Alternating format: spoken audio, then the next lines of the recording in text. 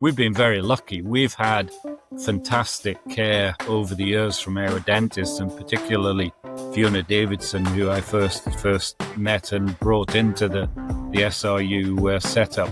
And she was, and pardon the use, she was instrumental, not instrumented mouthguards, but she was instrumental in actually making sure that our players had the best mouthguards possible for just simple mechanical care.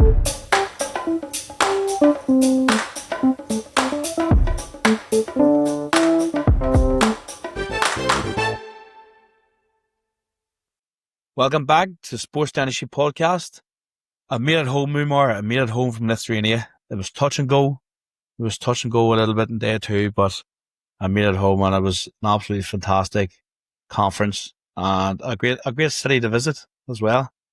Yeah, so talk us through the start of your visit. So you board the plane at Dublin. No, direct flight from Dublin. A nice wee, very uncomplicated Ryanair flight to get us started. You just never know with Ryanair, don't you? You just never know. Sometimes they can be seamless and you hear the trumpets and you're like, wow, Ryanair's not that bad.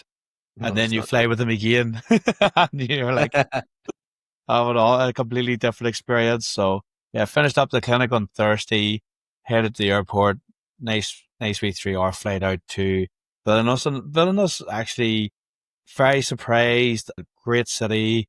The airport was 10 minutes in an Uber into the city centre. The old town area was very, very beautiful. I actually arrived, I was staying in close to the market. It was like a market hall sort of square type area, the apartments where I was staying in.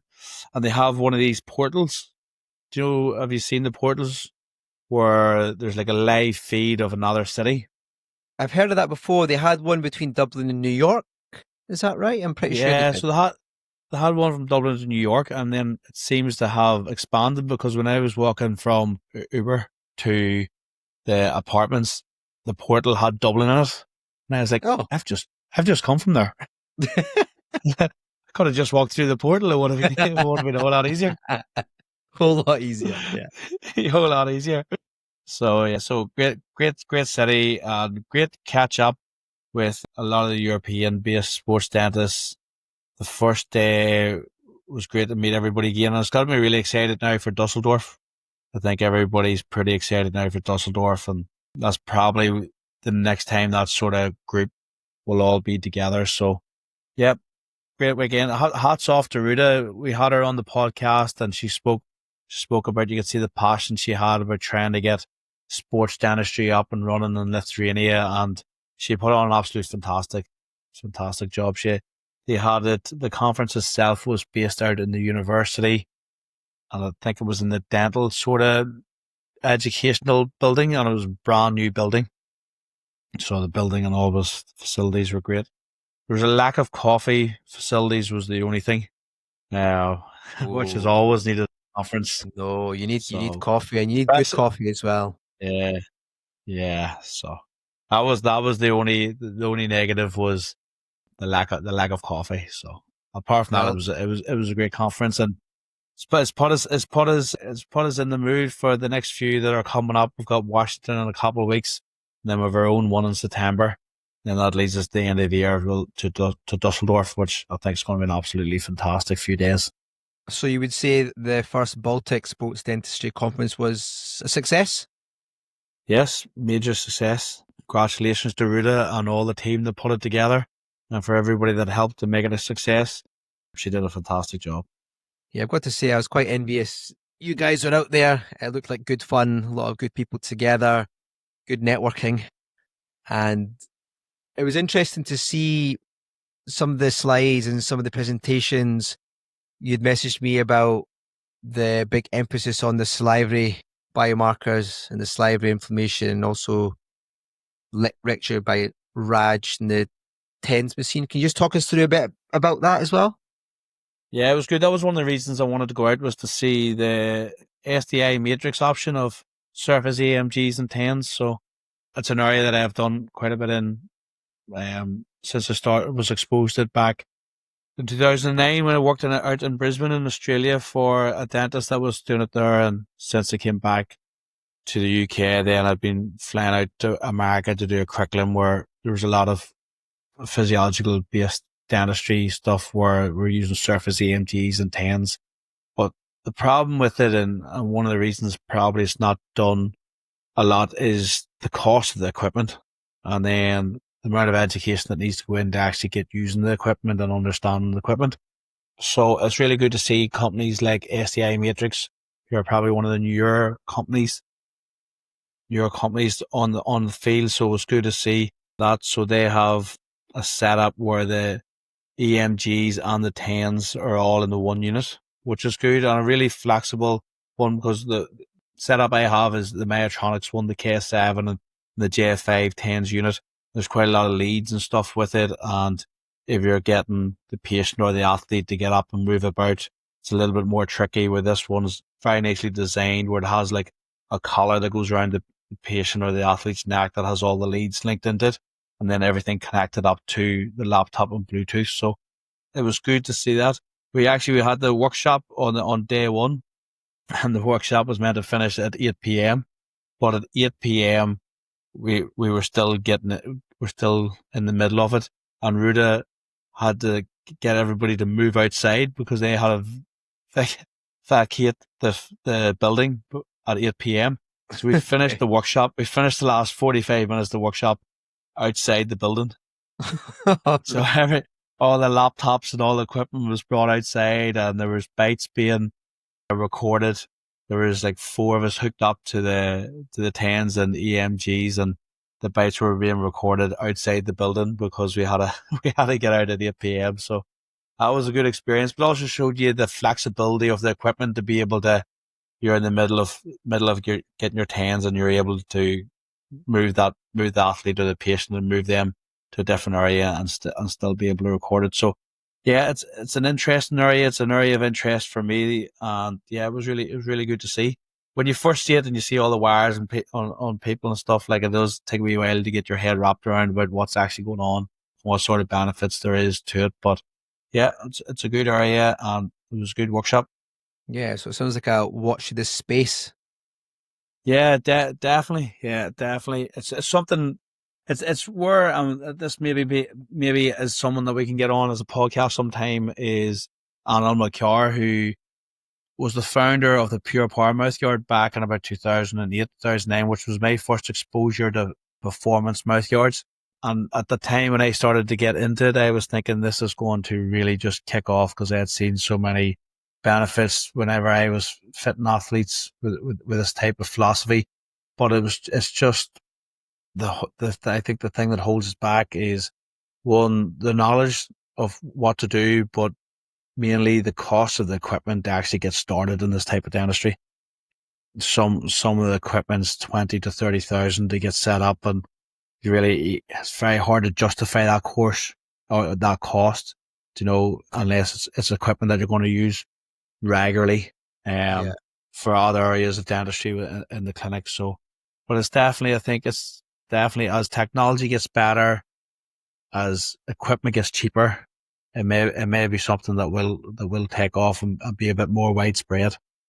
Well, that's great. I'm glad it was a success, and that, as you said, you were back in one piece, just about. You alluded to the Dusseldorf, the EA4SD conference later on in the year. You've got the American one coming up in a few weeks, and then you've got obviously the UK one in September. So lots of really exciting conferences to look forward to this year. So talking about this year and talking about touring, we've got something that's just about to begin. So the British and Irish Lions got together yesterday in Dublin, and who better to get on as our next guest, who's had the privilege of being on 6 consecutive Lions tours as the team doctor, the one and only James Robson. Yeah, James Robson. We sort of almost let the cat out of the bag last week, because he's such a busy man. We had to have it. This is one that we did it pre-recorded in advance, but really fascinating conversation. We had the pleasure. He's been so. I know you've got to see him a lot more about how much he's been helpful to sports dentistry, but even just the ability of him to help out with the conference that we had in Murrayfield. He gave up his time on his birthday to come in and like give a chat to the sports dentist that day about sports medicine and how to link it up with sports dentistry. He's so generous with helping to try to bring sports dentistry into that fold. And he's got a really interesting story where us as sports dentists were looking at the sports medics, because that's our number one contact. Well, they have had their own journey where it took them a while to be recognised as a specialty within medicine. And they've had their own journey, and James goes into that, and it is a really interesting conversation. Yeah, look, I think we're extremely lucky to have somebody of his caliber, of his presence, his aura on this podcast. He is so well known in the sports medicine world and certainly in the rugby world as well, in terms of what he's done. And, just to hear his story, and I've heard his story lots of times before, so I'm very lucky to work closely with him. And obviously we was at Murrayfield, like you said, for the EA4SD conference a couple of years ago. He's a very generous man. And without him, sports dentistry, there is no way sports dentistry would be where it's at, certainly in Scotland, arguably worldwide, if it wasn't for somebody like him to take Fiona under his wing. And I was really interested to hear his side of the story. We've heard it from Fiona so many times, but it was really to try and get the message across to people listening, just how influential he was, what he did, how he perceives us as being sports dentists, and the fact he gave up his time to go through all that with us and, hopefully be able to talk about his experiences, not just with the Scotland team, but also with the Lions and the tours, what sort of things he's done and injuries he's seen. It was something where we were like, we definitely need to get that recorded kind of ASAP. So, we didn't want to jinx it or tempt fate like we did the first time around with a different guest. But this time we were obviously very confident we can get it recorded, and we did. And I think this will be fascinating. I think this is definitely not a podcast just for dentists or sports dentists. This is definitely a podcast for healthcare professionals, people who are actually interested in rugby, people who are interested in sport, interested in someone's story, who's also got an MBE. He's met the Queen. There's just so much stuff going on that it's a fascinating listen. Yeah, it definitely is. I first met him years ago. He was helping with the preparation for the Glasgow Commonwealth Games, where he was one of the medical leaders there, and he went through the medical training events that were setting the people up that were going to be in the field of play athlete medical team. And he's just so knowledgeable. It's just not, I know a lot of his background is in rugby, but he's so knowledgeable with other sports and working with athletes. So hopefully everybody's going to enjoy it as much as we did. Absolutely. So let's go. Hey everyone, save the date. The UK Sports Dentistry Association's second conference is happening on Friday the 12th of September at the Voco Hotel in Manchester. And guess what? It's not just about teeth. We're combining cutting-edge sports dentistry talks with the thrill of live sport. Right after the conference, we're heading to Emirates Old Trafford for the England versus South Africa T20 International. Expect a day packed with expert speakers, athlete Q&A sessions, and plenty of time for networking with dentists, sports pros, and athletes alike. Whether you're in dentistry or passionate about sport, this is a day you won't want to miss. Tickets are live now at sportsdentistryuk.com. Grab yours and join us for an unforgettable day. It gives me great pleasure to welcome on to the Sports Dentistry podcast this week, Dr James Robson. Thanks very much for your time, James. Pleasure. Nice to meet you, John. Now, us in the UK are well aware of your background and how well respected you are in the sports medicine world, but we do have a lot of listeners internationally, so just for their benefit, if you want to give them a little bit of a background into yourself. Yeah, I didn't go into sports medicine per se to start with. I actually trained as a physiotherapist in Edinburgh, In fact, my main distinction was that I was the first male student in the Edinburgh School of Physiotherapy, in with a class of 35 girls. So, yeah, that was an education in itself. I used to play rugby, and when I qualified as a physio, I started looking after one of the local teams, Murrayfield Wanderers. That kind of gave me my first introduction. I then decided I'd quite like to go back and do medicine and combine the two. And it was almost accidental. Having gone into Dundee to train in medicine, I needed to work in the holidays, didn't get a grant. And one of the people I worked for, her son became Scotland captain, Andy Nichols. So, yeah, it was an introduction. But when I was working as a physio and I was a medical student, I got an invite to go and look after one of the district sides. In those days, there wasn't that many qualified physios around in sport. And they had a Robs man who had turned up, one too many times, a little bit inebriated. When I turned up to do the job, I took some of my own equipment, but they handed me a bucket and sponge because that's what they'd used for several years, the cold water. And that was my first introduction to sports medicine. I worked for North and Midlands for a few years. And then when I was doing my GP training, I was actually in obstetrics and gynecology, and I got a phone call from the then honorary medical officer for Scottish Rugby, Donald MacLeod, who was a surgeon who I'd met, funnily enough, in my final exam as a physio.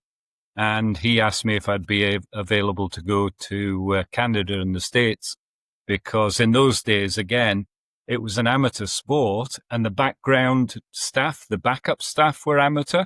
And the physiotherapist that was servicing Scotland couldn't get enough time off from his NHS job.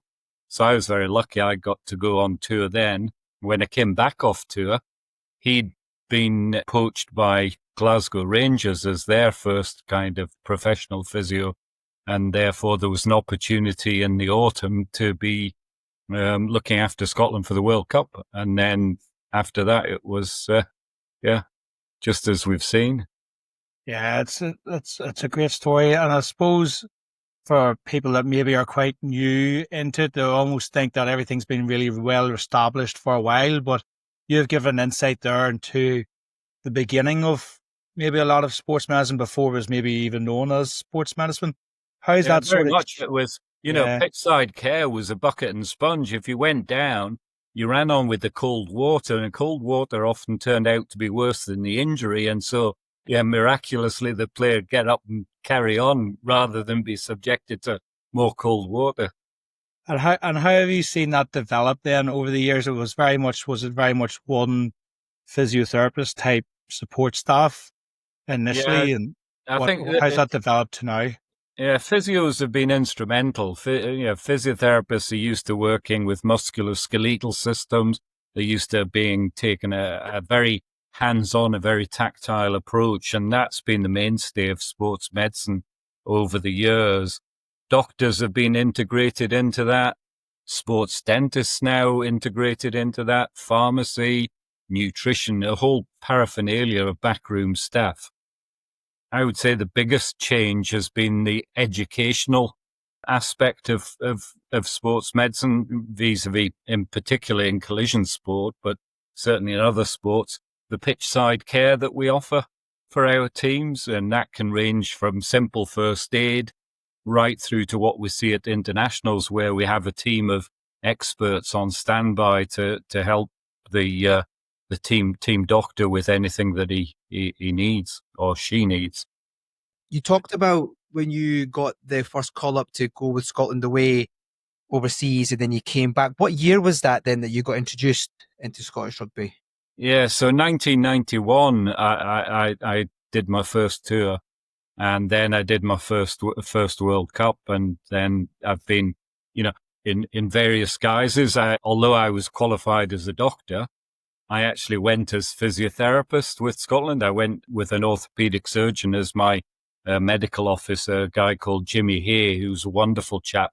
Manuel was his nickname, and we just got on so well on tour. Sadly, he's no longer with us, as the same for Donald MacLeod. But these guys were instrumental in setting up sports medicine and the care, in particular at the SRU in the early stages. Talking about those early stages, what had to happen from the bucket with water and a sponge to what we see now, obviously, and being such a leader in terms of how you've left the sports medicine world. What did you have to see happen at that time? So what were your first initial steps in terms of creating the sports medicine pitchside role, then expanding from that? Yeah, I think there were numerous aspects. Sort of before the game, it was actually assessing people, deciding whether, some strapping might help with joint issues, with musculoskeletal issues, and the like. When the game was on, it was a case of roaming the pitch side and being aware of things that might happen. I think one of the big things that changed over the years was the aspect of concussion. When I first started, concussion was seen almost as a joke. People would make fun of the outcome of head trauma. And now, of course, it's immensely serious. People absolutely much more aware of the possible implications, and certainly far more aware of how to recognize and diagnose concussion and other head trauma. It's almost seamless. I was there. I was with Scotland for a period of 33 years. Literally, prior to that, it was the bucket and sponge, and then gradually the medical bag with a variety of strappings, really, rudimentary, simple airways.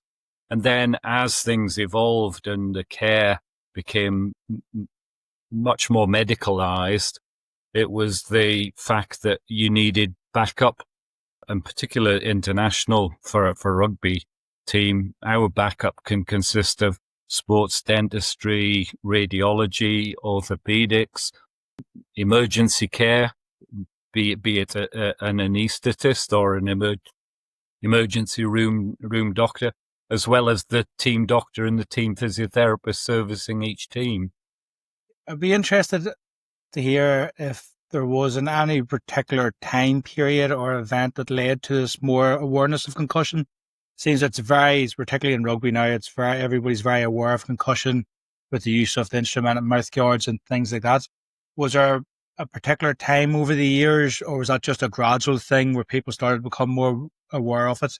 I think it was gradual, John, but people became, with televised sports events, very much you're exposed. I remember somebody once said to me, it was a surgeon of some repute, and he said that he did his job often in front of maybe 3 to 6 people. Sports medicine practitioners, sports dentistry practitioners at pitch side, maybe in front of 80,000 people live in a stadium and millions worldwide. And of course, injury and illness can be seen on the screen and it can be replayed at multiple angles. So it can be quite a stressful environment at times, but the recognition has just evolved. I think one of the big things for me, I was involved in an incident at Murrayfield, and 2 players collided, and I ran on thinking I was going to actually be taking care of the opposition player, a guy who I knew from previous tour with the Lions, but playing on the opposite side, playing for Wales. And in actual fact, he got up as I arrived, and it was my own player that I was tending to. He was already speaking to me. I allowed him to stay on, and then subsequently he became a little more unwell and he was taken off.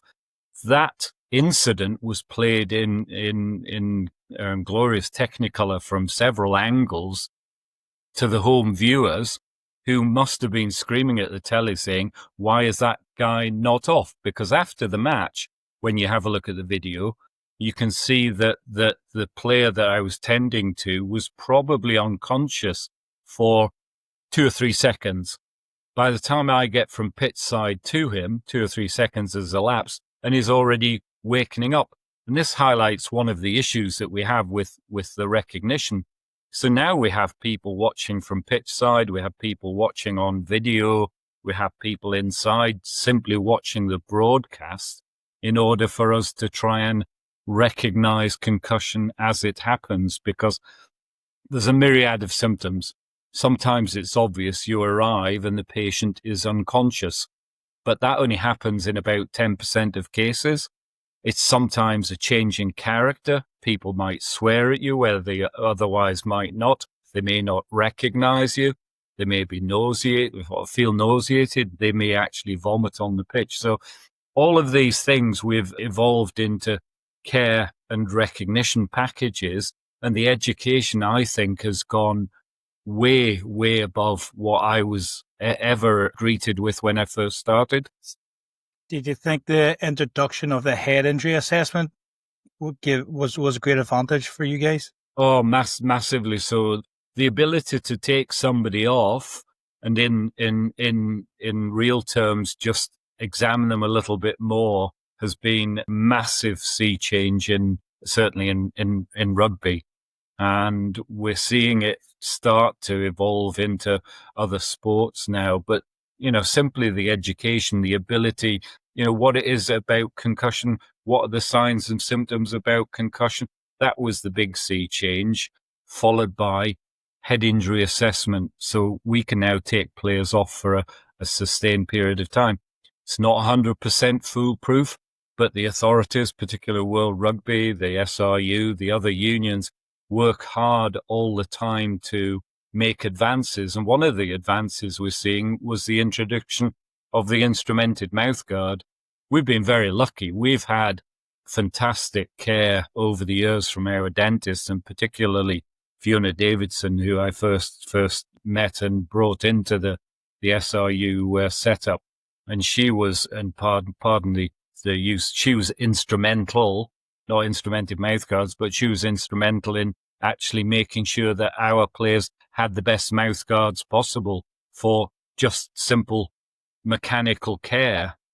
That leads us on quite nicely, actually, because we've heard her side of the story in terms of how she got involved with Scotland Rugby and how that all came about. But we'd love to hear your side of the story. Yeah, well, I inherited so for a period of time I was physio for Scotland, and then they said, "Oh, you're a doctor now. You shouldn't be physio for the national team." So they asked me if I'd move sideways, and I became both physio and doctor for the Sevens team at that time, and doctor for the A team, which was fantastic. And I was on a tour. I came back from a tour, and the chief medical officer at the time, part-time gentleman, he decided that enough was for him, and he retired from that. They advertised the job. I applied for it. I was asked to apply for it, and I got the job. Then I decided I really needed a dentist that I could work with and nurture. And I just happened to say to our ticket officer, I'm searching for a dentist. And he went, "I've got a fantastic dentist, and she's rugby daft. I'll introduce you." So I went for coffee with Fiona, and I just recognized that Fiona was somebody that was knowledgeable, that was innovative, and that I could get on with. And she also paid for coffee, so that was that was marvelous as far as I was concerned.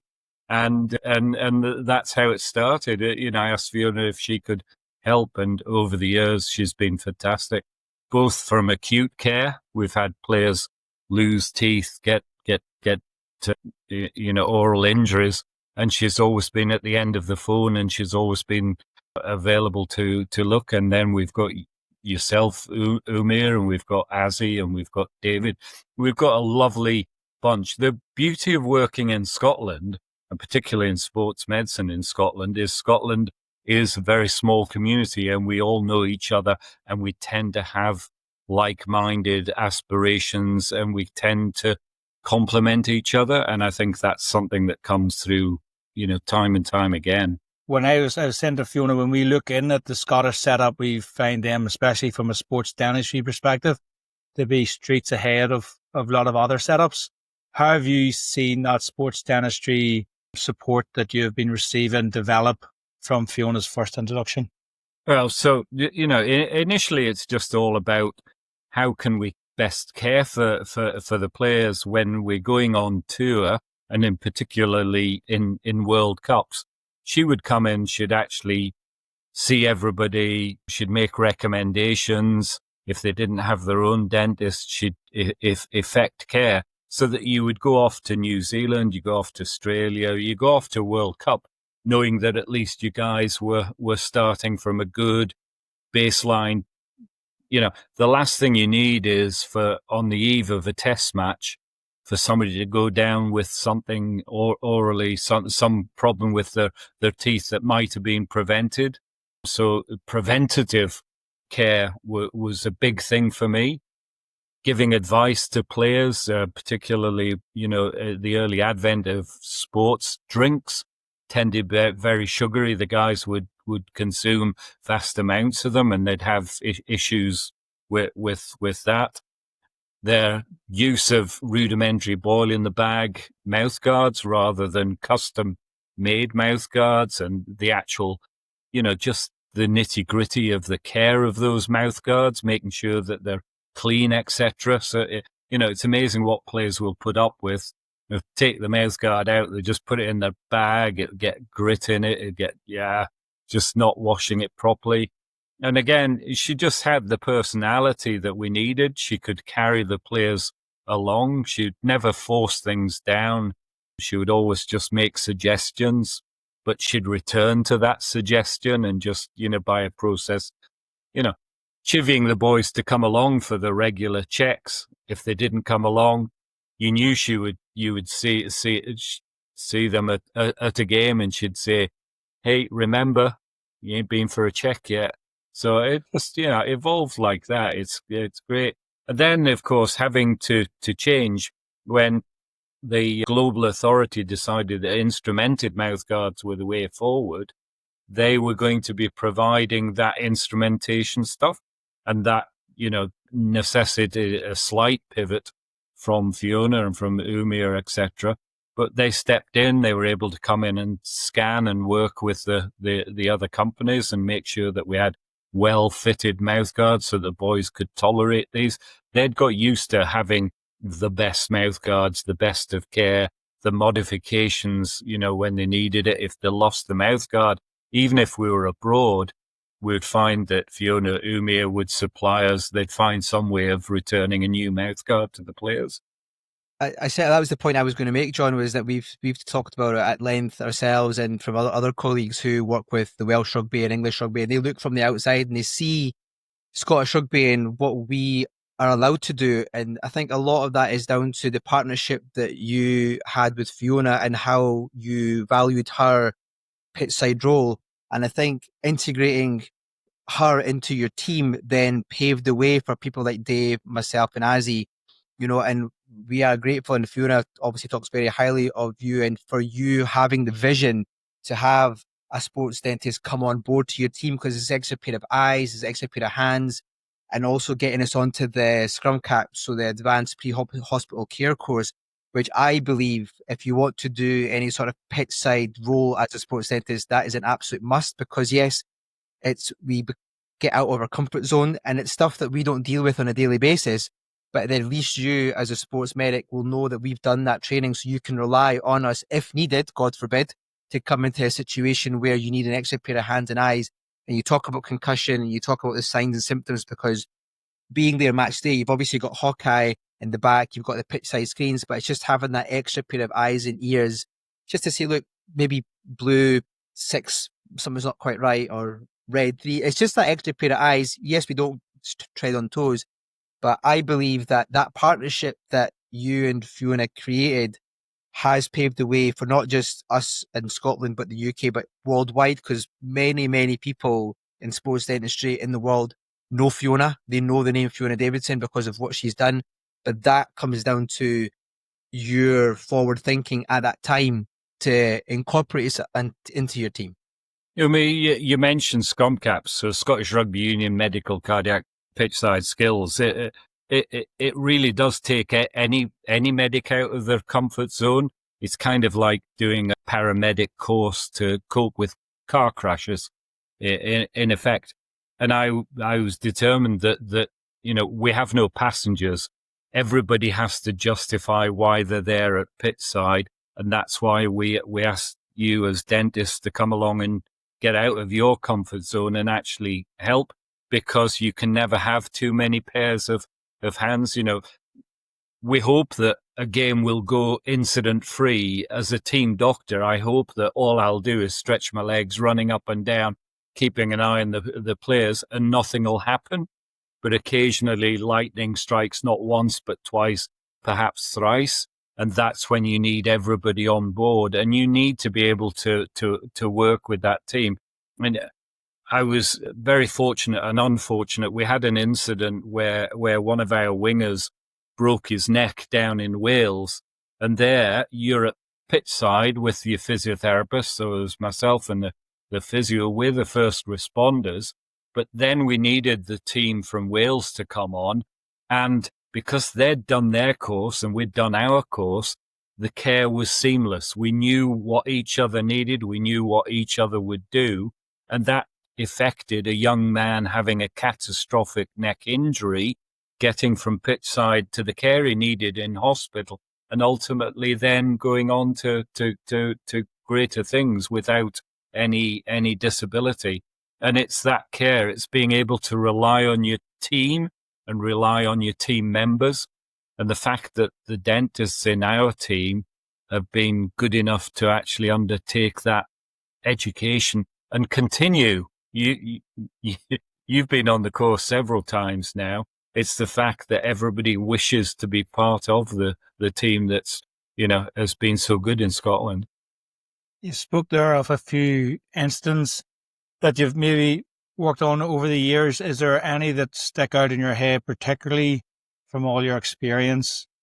One of the things, John, that happened to me, I was on a British and Irish Lions tour to South Africa, and Will Greenwood was injured and knocked unconscious.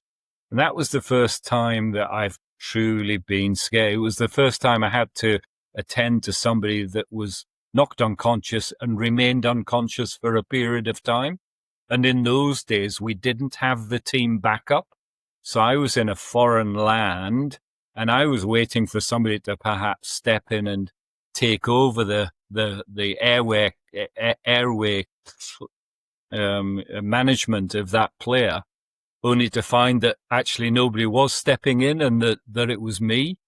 And that made me determined at the time to come back and learn much more first aid related care, and certainly, simple airway management. So that was a seminal lesson for me. Over the years, we've had some bizarre injuries. We've had kidney laceration. You don't often see it, fortunately, but when you do come across it, it's quite circuitous in its diagnosis. We had one player who got injured, funnily enough, in the same match that down in Wales that we had Tom Evans break his neck. We had Chris Patterson.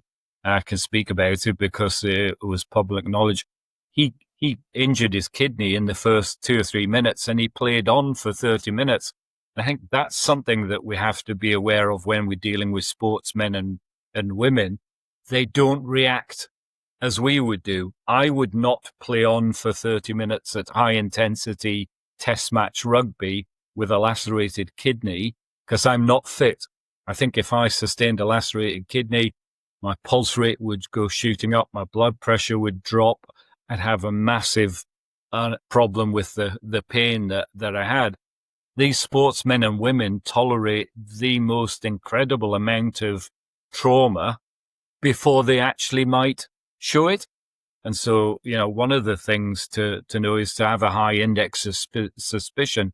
Something is not quite right. If a player is not behaving in the way that you normally know that they behave, then you've just got to suspect is something else going on there. So, it's, knowing your players is a big thing in sports medicine and also in dentistry, and having their trust because they realize that you put a lot of hours into learning techniques and integrating with your team just to actually help them in their moment of need if it's necessary.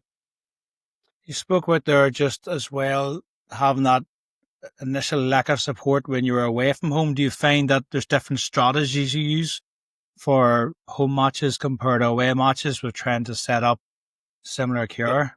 We're lucky in international rugby now. It's fairly standard to have a team of people helping. And of course, again, sports medicine, a bit like sports dentistry, is a relatively small specialty. And so we tend to know people in other countries. And I now, in the latter years of my time with Scotland, I had no qualms about going away from home and being abroad because you knew the standard of care would be the same that you get. Now, slightly different at home. It's so much more comfortable because you've got your friends around you. Your friends are your colleagues and you know what they've done and you know what they're capable of doing. Sometimes you get new people when you're abroad, but quite often after a few years in the job, you get a lot of familiar faces, and that's a great comfort. So I think the standardization of care under the umbrella of World Rugby, but local courses within that, all committed to working to the same standard, that just makes life so much easier. You know that you're going to not have a problem. I've had so much help when I've been to France, to Italy, and then further afield in New Zealand, Australia, most quite recently, the World Cup in France. Just the most excellent backup. You couldn't fault it. I think that's the beauty of it, isn't it? You get to see the same familiar faces and you get that rapport and the relationship starts to build and you get to know people not just on a professional level, but on a personal level as well. And it just makes you feel more comfortable. Now that I've been doing it for quite a long time, I feel quite comfortable going and meeting the team, and it's good to catch up with people, and there's that level of respect there as well. For the people who haven't done any sort of international sport, done any pitchside role, can you just talk us through what a typical day would look like? So let's go, for example, in a Six Nations day, Scotland are playing at home against Ireland, for example. As your role as the team doctor, CMO, what does that look like for that day? Yeah, so prior to, you really got to think what's happened before that, and what's happened before it is we've looked at the fixture, we've looked at the people that are available, we've asked for availability, and then we've filled in the various roles. So we know who's going to be dentist, we know who's going to be radiologist, because that's important. My typical day would start around 6 o'clock. I'm an early riser, get breakfast in, because that means that I'm ready for anything that might come my way. You may have somebody that, supposed to be playing that day in the afternoon. They might wake up having had an upset tummy or something similar like that. They may have developed a sore throat. So it's just putting yourself in the best position to be able to help others. And then during the day, you're just monitoring the players as they get up. You go off for their stretch and for their run through. And then, of course, it's off to the game. Quickly go in and see the team. So see yourself, see the orthopedic surgeon, see the match day doctor and the assistant doctor. Just again, passing the time of day and just making sure that everything is in place. And then you can forget about that. Then I would move on to helping with strapping. Some of the guys might want a couple of paracetamol, maybe got a slight headache. Somebody might have an upset tummy, simple remedies like that. And then making sure my own bag, I recheck it so that I know that I've got everything that I want to be at pitch side.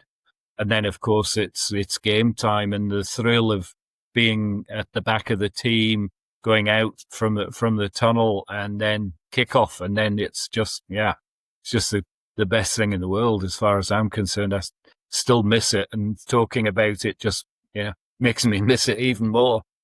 Yeah. Well, I mean, you've been doing it for 30 years, so it's no surprise. I think that leads us quite nicely into a big summer ahead with the Lions Tour. Now, you're very, very lucky to have done 6 consecutive Lions Tours. Now, the amount of stories you must have, I mean, I suppose we could sit here for hours on end, but can you just talk us through what that feels like to be on a Lions Tour for people like us just normal fans, what is it like from the naming of the squad, Yeah. naming of the medical staff to the coaches and just everything about it? I think it is the most special of environments. As you say, I'm very lucky. I went on 93 and then subsequently was asked back for a sequence of 6. So, for those that are unaware, the British and Irish Lions is an amalgam of Scotland, Ireland, England, and Wales, and it's the best of the best. And we're told that it's the best of the best for the backup staff as well. It's certainly an immense privilege and an absolute thrill when you're announced. And again, John, you're saying about, the changes in sports medicine. My first Lions tour, we had 5 management. So we had a head coach, we had an assistant coach, we had a team manager, and then it was myself as doctor and a physiotherapist. And really, I was very lucky. Ian McGeechan was my first head coach there. And I'd met him when I'd been asked to do Scotland World Cup in 91. And he sold my name to the Lions, saying we could take this guy as a doctor, but he can act as a second physiotherapist. So that combination was key to me. And then, of course, Geach was coach for the 97 Lions. And so I got asked back, and it just evolved from there. But we went from 5 management, which meant that management nights out were fantastic. It was whose choice to pick the wine tonight, guys. No, it was just so small and integrated. We went from that to having an enormous paraphernalia, 30 backup. So you'd have a head coach, you'd have an assistant coach, you had a scrum coach, you have a defense coach, you have an attacks coach, you have a skills coach. That's just the coaches. The medical team now, you have 2 doctors, you have 3 physios, you have several masseurs. It's just incredible. So what we did in those days and what they can do now is chalk and cheese. It's the biggest show in town as far as rugby goes. I'm so jealous of the guys that are off to Australia. But by the same token, you can't be too greedy. I've certainly had my fill. Was there one particular tour that maybe stood out to you? I think that 97 has to be, because of course my first tour was to New Zealand. We got beaten 2-1, and that only whetted my appetite more. But the thing about going to South Africa next was that they'd come back from period of apartheid and been out in the wilderness, and everybody over in South Africa gave the Lions no chance. I remember the headlines saying the Lions are pussycats, and we won the first game. Wait till the next game. And it was constantly wait till the next game. And then we got into the test match arena, and we'd had some injuries. We'd lost 1 or 2 people by that point. But Matt Dawson scored the most outrageous of dummy tries down in the bottom right hand corner. The plate erupted. We were lucky to win the first test. Went off to the second test. They thought that wouldn't, that would be a turnaround. But fortunately, we were lucky, and many people remembered Jeremy Guscott kicking what turned out to be the winning drop goal. Should have been Gregor Townsend at that point, but Gregor had lost position, got slightly injured, and Guscott turned up and finished the deal, and that was it. 2-0. Subsequently lost the third test, but we'd won the test series. And I think what stood out for me was the fact that we had a video crew with us.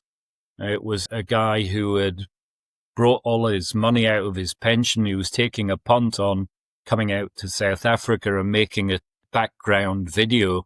And that, I think, has turned out to be one of the most iconic sports videos of all time.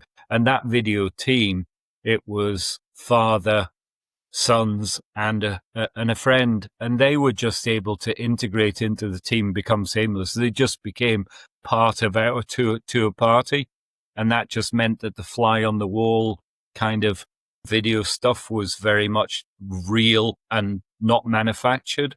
I think, there's now lots of sports videos, but much of it is kind of feels as though it's contrived. Yeah, a little bit. I think the Netflix documentary got a wee bit of slack over that as well, didn't it?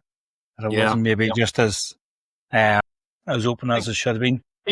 People want to see what's actually happening, and the '97 tour as well was it was the first big tour of the professional era.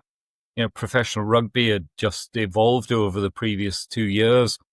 We had some returners, some immense athletes, likes of Alan Tate coming back from rugby league and bringing their experience of professionalism there into rugby union. And that just added to the tour. So you mentioned there about Gregor Townsend getting injured and how that affected. Have you noticed that over the years that the strategies for injury management have changed a lot in rugby? Yeah, so I think one of the big things is actually getting over to players that not to hide injury. They're desperate to play, but what they have to realize is that if they play with something that we're unaware of and they fail, that reflects badly on them, but it also lets down their teammates. It lets down the backroom staff. It lets down everybody. And it also, it may actually put them in danger of making something very much worse and then not being able to play for a considerable period of time. So honesty between the player and the medics has always been a big thing, but I believe that players are far more honest now to the coaches as well. Now, may well be that they have a little niggle where there's a little bit of risk, and you might say, in my opinion, it's not going to put you in that much danger as far as aggravating the injury. So it's up to the player and then the coach to decide, do they take a risk with somebody that's first choice, that somebody's perhaps deemed to be a bit more skillful, but has a 10% less fitness than the guy that's next in line for that position. So I think honesty in sport has come. We no longer see people hiding their injuries in the way that I saw in the early days. You see now there's a lot more subs being used than the earlier days as well. You find that helps it. And to use, sometimes you hear of how the GPS system is used to try to manage player load. Has there been any sort of developments like that you've noticed over the years that have helped with prevention of injuries? And knowing what your player has actually done, you can watch a training session and a player might, you think everybody's done the same volume of work, that everybody's put in the same amount of effort. The advent of GPS and that has in various disguises has got better and better, and now integrated with the mouthguard system. That has enabled a much more scientific approach to management of player load. And sometimes you might, in the past, have said, "I'm sorry, coach, but this player thinks he just needs a bit of a rest." That sometimes could be met with a bit of a stony face. You just ask for a bit of a rest. But if you go to the coach now and you say, this guy has covered 140% compared to this other guy, and I think we need to withdraw him just to give him a bit of time out and a bit of recovery.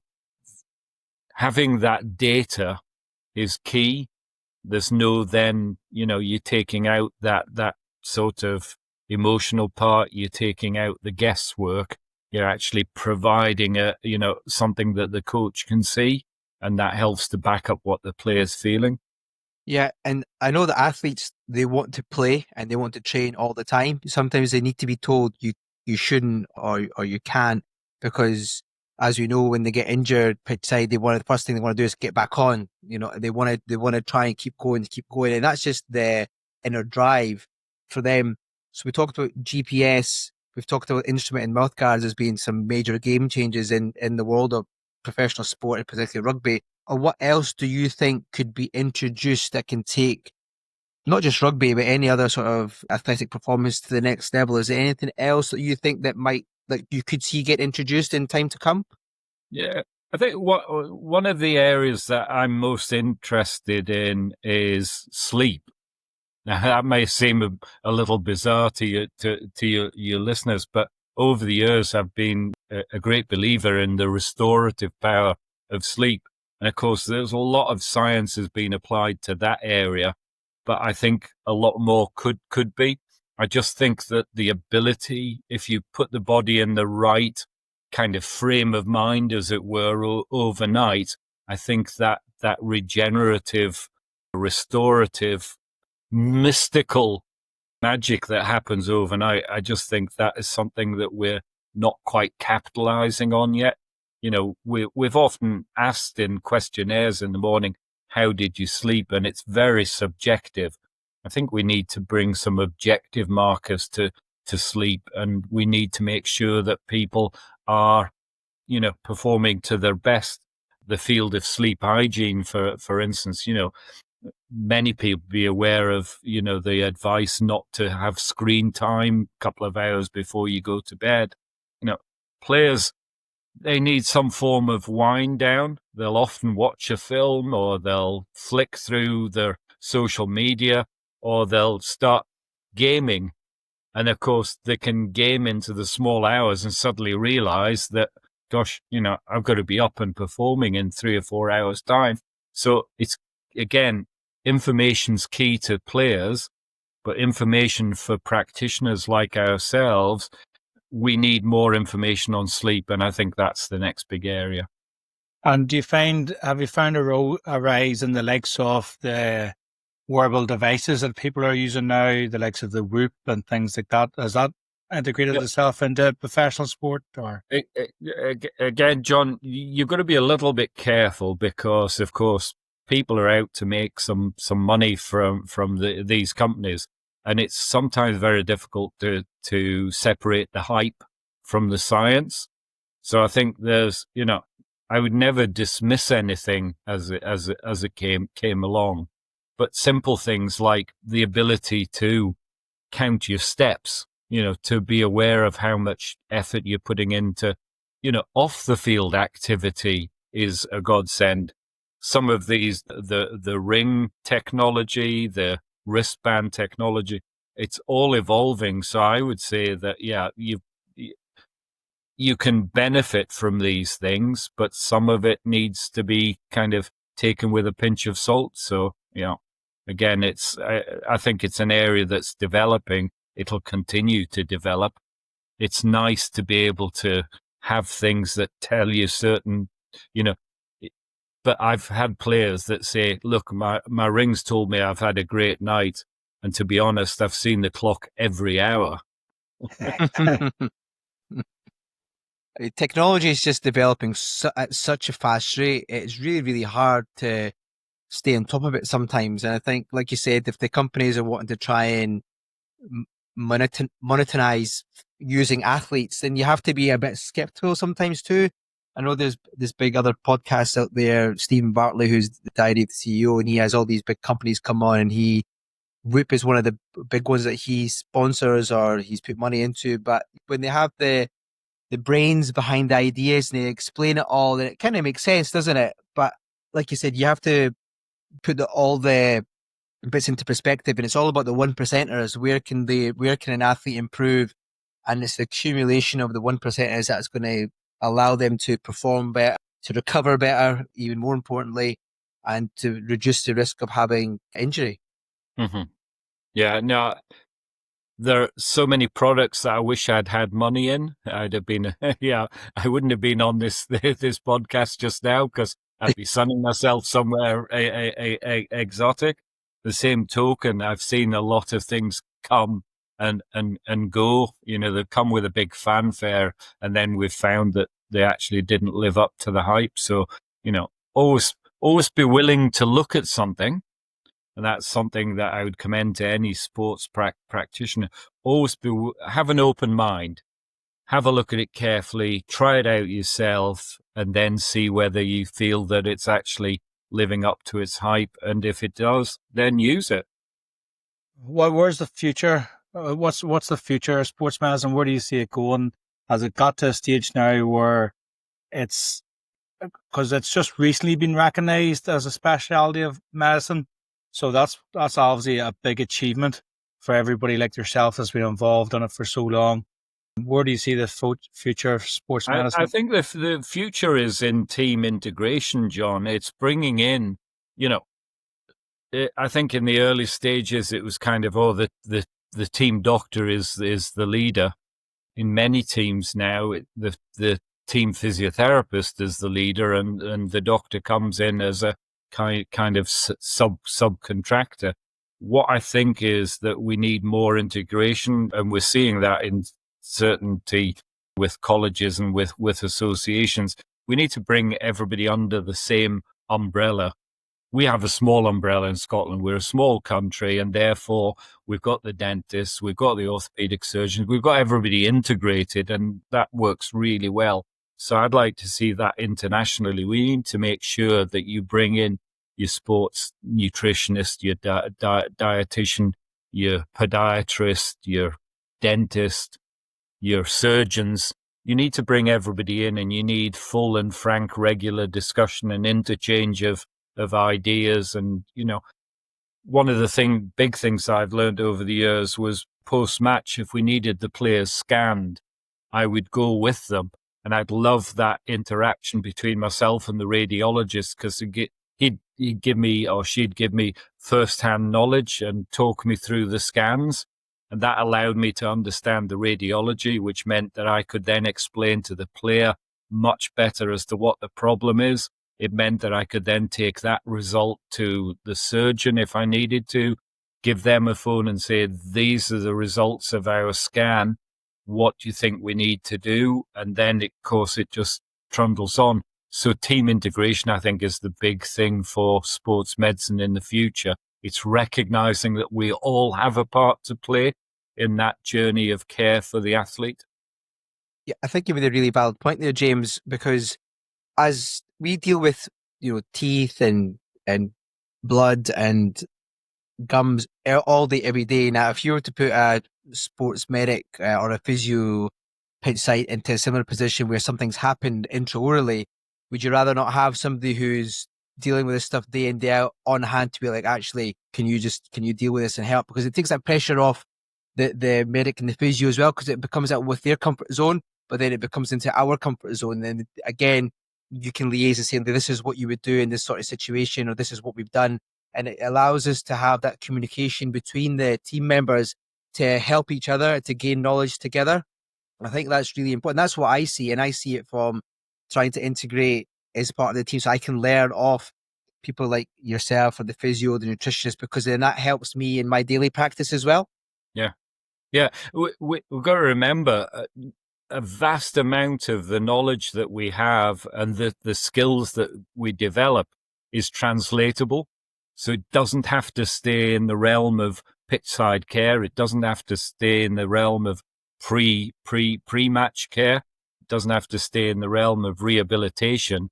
It can be integrated into your everyday. I trained and largely qualified as a physiotherapist, and then became a doctor, became a GP, and then sport. But I was able to take the sports aspect back into my general practice in the same way that I brought aspects of my general practice into sport. And then getting to know more about your world enabled me to do simple first aid things. So when I got a player who got his front tooth knocked out, I knew that I needed to put it into somewhere clean. I knew that I needed to transport it into liquid, and I knew that I needed to get him to a dentist fairly quickly just from what I'd learned. So integration and, translation of information across specialties is key. And have you noticed that you talk about that integration with other medical professionals, but what about that conversation with the coaches that you mentioned before about saying, this player maybe needs to maybe reduce it back so we can look at prevention. Have you found the ability to be able to communicate with coaches get easier over the years as they have got more educated, or does it very much depend on the individual? I think it's very much an individual thing, Joe. I was very lucky in my early years. I had Ian McGeechan, who kind of mentored me. He was able to tell me what he needed from me, and I learned what I could impart to him for the best care of the player. And I could go to Geach and say, look, if you rest this guy for a couple of days, I promise you he'll be spot on for Friday and then subsequently for the game on Saturday. And you build up that trust. So it's a bit like we said before, knowing your players is absolute key to care. Having that trust between fellow backup staff, in particular your head coach or your subspecialty coaches with the medics, just means that life will, be so much easier when you've got to make tough decisions. And being honest, making sure that, what you say to the coach is correct. So, you don't go with something soft or woolly to certain coaches, or you're going to get shot down. You need to give them the information. So knowing what they want, knowing how they respond, knowing what kind of information they need to make their decision is, again, key to that relationship. That's great. Absolutely. There's been some really highs in your career, James. I just wanted to touch on one other thing. So obviously winning the Calcutta Cup many times is up there. There's a great photo. We didn't for many years, we may.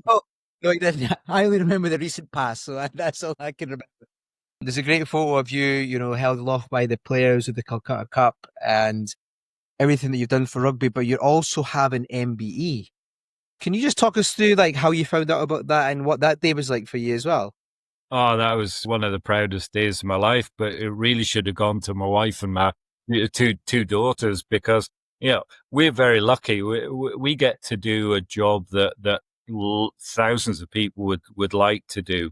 But it's actually quite tough because, for more than a third, perhaps more than almost a half of my married life, I've been on tour here, there and everywhere. And again, that sounds glamorous, but you go to New Zealand and you see a hotel and you see a training field and you see the pitch that you play on.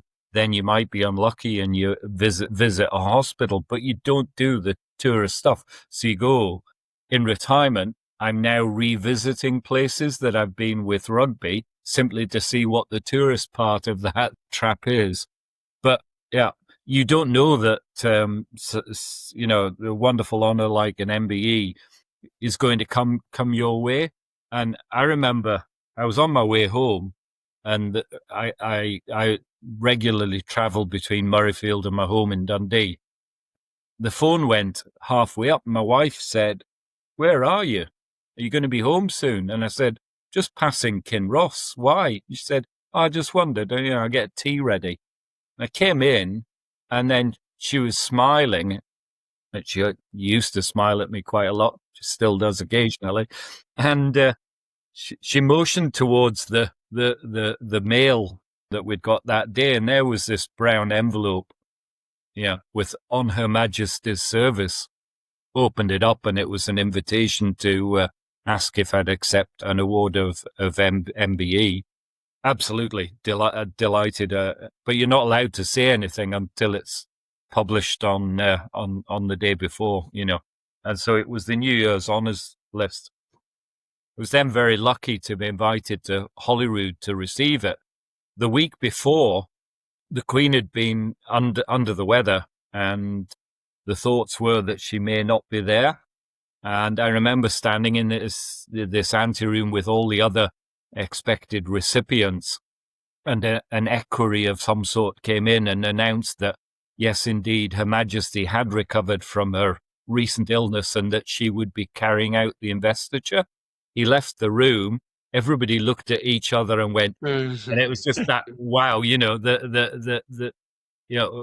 have a wonderful royal family, but at the time there was nobody greater than the Queen. I was very lucky. My wife and my two girls, Emma and Elna, they got good seats. And when I came in, I was, greeted by the Queen, and she was asking me one or two questions, and I was trying to engage her and make her answer. My wife tells the story that there's a guy next to her from the RAF, and he turns to her and he said, "I wonder who that guy is. He's hugging the Queen." She said, "That's my husband." And it was just, one of the proudest days of my life, and I'll never forget that. Yeah, that's fantastic. I think that's a great way to finish. You've been very generous with your time, and it's been a really intriguing and insightful conversation. And I think that's a nice way to finish, with your recognition of your long service to sports medicine and your MBE. Thanks, John. Thank you. Thank you, Emir. James, thanks very much. We had the chance to catch up last week at the dinner, and I probably said everything I needed to say to you there, but I want to make a public knowledge. So thanks very much for everything that you've done for me and for sports dentistry, James. And I'm sure I'll catch up with you again soon. Wonderful. Thank you. Cheers, Thanks, boys. James. Thanks, James. Bye. Bye. We are delighted to have Ionate as a sponsor for the Sports Dentistry podcast. Are you looking for a water bottle that's built to keep up with your active lifestyle? Look no further than Ionate, the totally leak-proof water bottles with triple lock technology to prevent spills no matter where you're headed. With a simple one-touch opening mechanism, you can sip on the go without hassle. Plus, Ionate's sleek, modern designs are not only functional but can be personalized just for you. Made from high-quality steel, these bottles are easy to clean, and best of all, they're sustainable. From 320ml to 1200ml, Ionate has the perfect size for you, whether you're just out for a jog or going on a long hike. And it doesn't stop at water bottles. Ionate also has travel mugs and flasks to keep your drinks just right wherever you are. Ionate is the official water bottle supplier to the British and Irish Lions on their tour to Australia this summer, and are the official water bottle supplier to the NFL, so you know you're getting the best. I have been using their bottles for a long time now and cannot recommend them highly enough. So head over to www.ionate.co.uk to get your hands on the best bottles in the business, bar none. Now back to the pod. Well, that was a fascinating chat with James, and it's great to hear how he progressed from sports medicine that used to be just a bucket of cold water and a sponge to where it is today. Yeah, he said he actually started up as a physiotherapist, right? And that's how he managed to get onto the first tour, because he was a physiotherapist and then a medic as well. So that was, again, a bit of, not a lot, because he'd obviously done the training and he'd got the degree in that. And that's something I always wanted to do, physiotherapy. When I was at uni, I was like, I want to be a physiotherapist because I want to be able to go on tour with teams. And that's exactly what I wanted to do. And I'm now thinking, oh, maybe I should go back and do physiotherapy now and be trying out on a tour as being a physiotherapist. And I can take some dental kit with me and just, rent out a surgery in, say, Sao Paulo or Rio or wherever they end up going. But I just thought that was, for him to get into it how he did, and a series of events and a little bit of luck came his way, and he managed to kind of find his way in there. And he obviously talked about Ian McGeechan, who was the Scotland coach at the time, who then ended up being the Lions coach, and just things kind of fell into his lap. The biggest takeaway for him was just the amount of attention he paid to what was happening in rugby itself when it came down to head injuries and concussion, how he basically changed the game with regards to what happens to a person who has got signs and symptoms of concussion, in terms of removal from play, and then return to play, and everything that he had with regards to the advanced pre-hospital care with Scrum Caps course. He has done so much in the sports medicine world to get it to where it was. And it was really interesting to hear, just like you said, about starting with a bucket in water and a sponge to where it is now and where he's left it.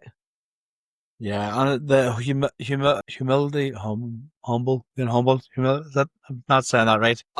But you Being get humble? what I mean.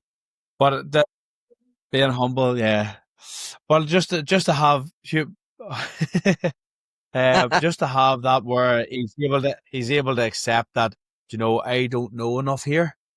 I need to find out more when concussion started becoming a thing and head injuries, and he was he'd already had so much experience at that point. It was very easy for him to say, oh no, whatever I'm doing is the right way to do it, but to have that ability to say, I need to find out more about this and we've got to make sure we're doing it the best way possible, is probably what's led him to how things have developed, because he's always striving to do everything the best way and keep up to date with how everything is being advanced with research, but when people's knowledge about topics are improving. Yeah, and I think we need to kind of leaf out his book in terms of where dentistry and sports dentistry is at the minute with regards to where sports medicine was at and where they've got to. And we have to take teachings from what he's done, because I think we should be able to, at some stage, get to that level, but we need to be able to have the understanding in how we can improve and the knowledge base that we need to gain to be able to then show that we are, or we should be, part of these multidisciplinary teams to kind of take it to the next stage. I think one of the main things he talked about there in terms of where things are going to change as time goes on is sleep. And Richard Worrall also said sleep.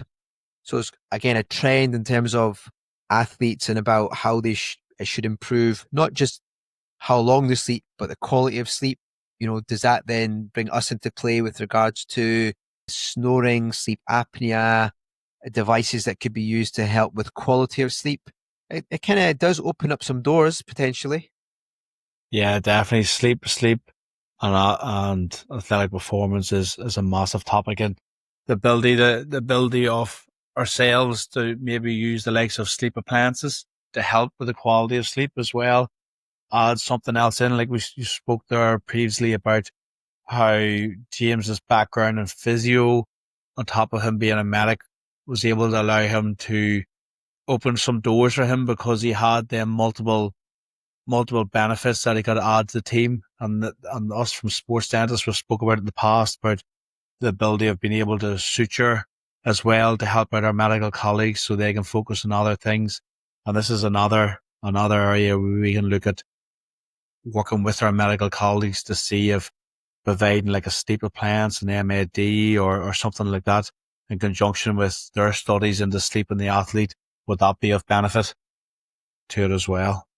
Yeah, and it takes somebody like that to be able to ask for help and advice for people like us sports dentists to get involved, and hopefully there'll be medics out there who sit up and take notice and realize that actually there's more to it, to their team, than maybe who they've got at the minute, and they should expand it out, have sports dentists involved, because if we do start then talking about the 1%ers and sleep. So I think that if it's something that's going to become more crucial, I then have to go and do some extra learning and learn about potential improvements to players' sleep, with it, whether it's to do with how the mandible's sitting when they're at rest, or have they got narrow arch forms? Do they need to go through some sort of orthodontic treatment to widen up their maxilla and upper archway?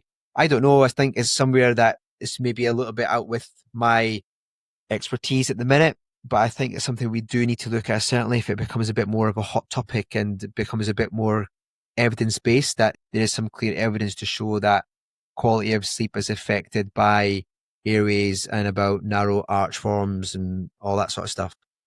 Yeah, and maybe where that when we're going into provide a mouth guard in the teams, we can maybe be able to identify if certain players that they have underdeveloped maxillas, to say maybe we should investigate their sleep a wee bit more, because there's something that we're seeing, and work with the medical teams that way. So even if it's down to that, that we try to use the research of underdeveloped maxillas and high palates and stuff, and look at how that maybe is one of the risk factors for sleep disorder breathing and sleep apnea. We can then go into a team, and we're just simply, if we're doing mouth guards, we should be able to pick that up, even if it's not a full screening.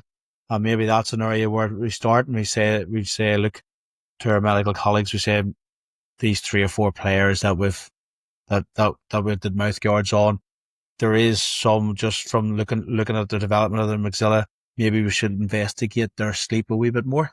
And maybe that's the first step, and then we can look at other things like providing sleep appliances or maxilla development and stuff. But it's maybe where we can help them maybe identify players that maybe need to put a wee bit of a focus on their sleep. It's a good question to ask, actually, when we are scanning the players. Never thought of that, but actually, when we are scanning them for their IMGs, we can be, and if they have got a high pattern, be like, how is your sleep? Just off the cuff, how is your sleep? Like, oh, I can be a bit restless, and our partner says that I snore or something. And that's probably a conversation to have and be like, okay, maybe there's something a bit more to that then. But like you say, you need evidence to approach the medical staff to take it any further. There needs to be some evidence out there, but what better place to start than the athlete themselves telling you, actually, I don't actually sleep that well.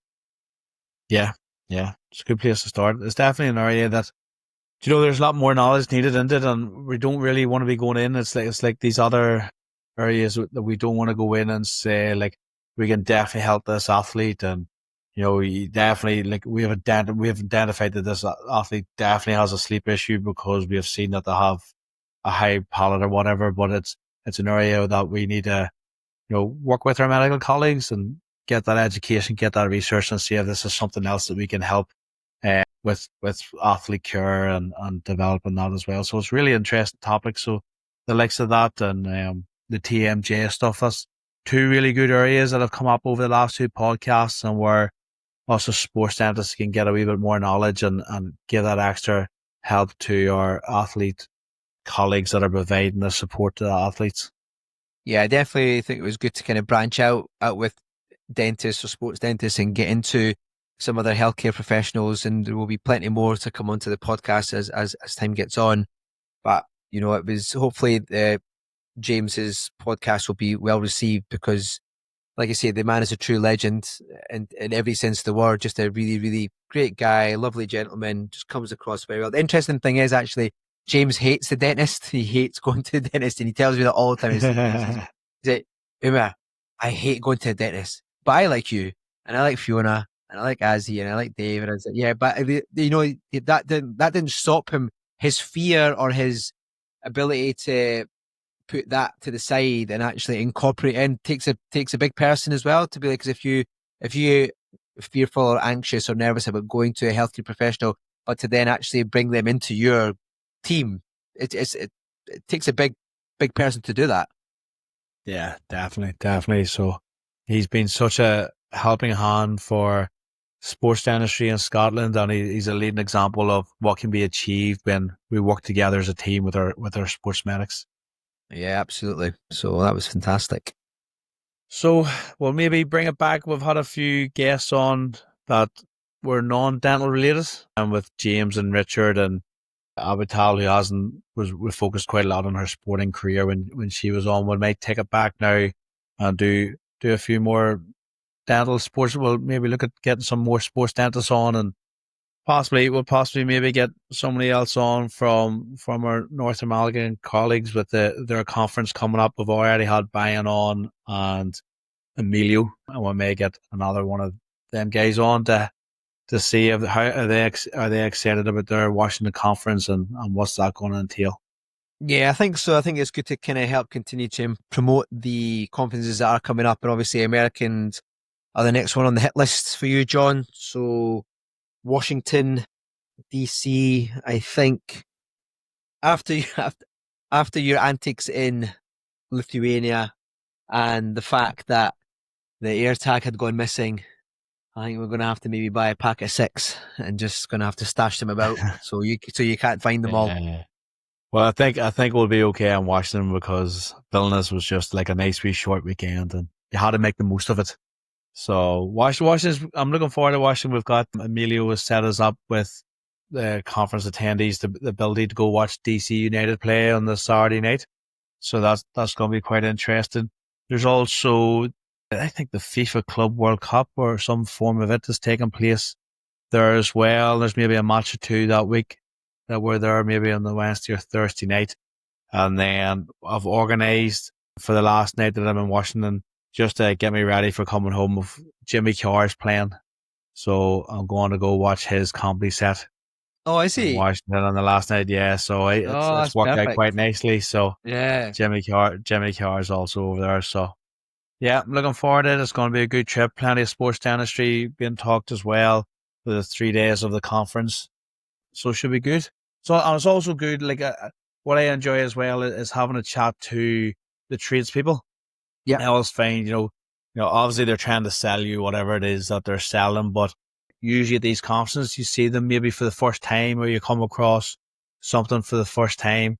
It was definitely at the conference in Portland 3 years ago was the first time I came across Prevent and their intelligent mouth guards, and look where they are now 3 years later, where they're supplying all the World Rugby elite athletes with it. So that's what I enjoy as well, is having a look. And then in Lithuania, we had a company from Germany that did slavery testing equipment as well. So that was quite interesting as well, where there was one that would give you a result back in a few minutes, and you can see how that could possibly be incorporated into the screening.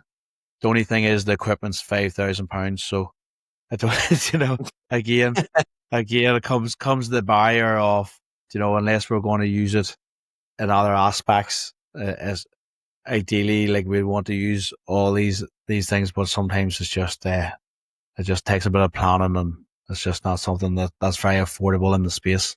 Yeah, but it's good to know what's out there, isn't it? You need to have an understanding of what is out there, what is possibly achievable, and if it's within financial constraints that you can access it, then great. But I think you do need to open your eyes and see what is there available to, as time goes on and years to come, things do tend to get a bit cheaper and a bit smaller, and things that may become more useful. So at the moment, we might talk about these things and say, actually, it's not that useful to us just now, or it's too expensive, or it's too bulky, or it's too big. But as Prevent have shown us, that as time goes on, things get sleeker, they get better, they get smaller, they team up with another company like Opro, and things just become better. So there's no going to say where these trades or these companies that are coming in to show us things will improve as time goes on. And actually, talking about trades and sponsors, we'd also like to give a big shout out to Chris Goltz, who has sponsored the UK Sports Dentistry Conference in September. So he's getting involved with his custom made mouth guards. So shout out to Chris, thank you so much. And other sponsors we've talked about already, Clyde Monroe, Boutique, and Smilefast. And we'll continue to see how that develops and see what other trades are going to be there. Oh, also Dental Trauma UK and the Sell for Your Smile campaign. Shout out to Serpil. This is going to be launching in the next couple of weeks, I believe. Yeah, I think it's the same week as the Washington conference. I have a feeling it's the same week. It's maybe Monday the 23rd. Yes. I think they're launching, so it's coming. We've mentioned it before when Serpil was on. Fantastic campaign. I'm really looking forward to trying to help promote it and seeing if we can get really good awareness about it. Yeah, definitely looking forward to that and getting released. And I see there's been doing a fair bit on socials as well, so we'll happily help spread the word with that side of things. So I think that leads in on quite nicely then. So we'll touch base again very shortly, and we'll see what the rest of the week has in store for both you and I, and we'll reconvene at our next pod. Yes, looking forward to it. Good to chat as always, Umar. As always, my friend, as always. Until the next time. Until the next time. Chat soon.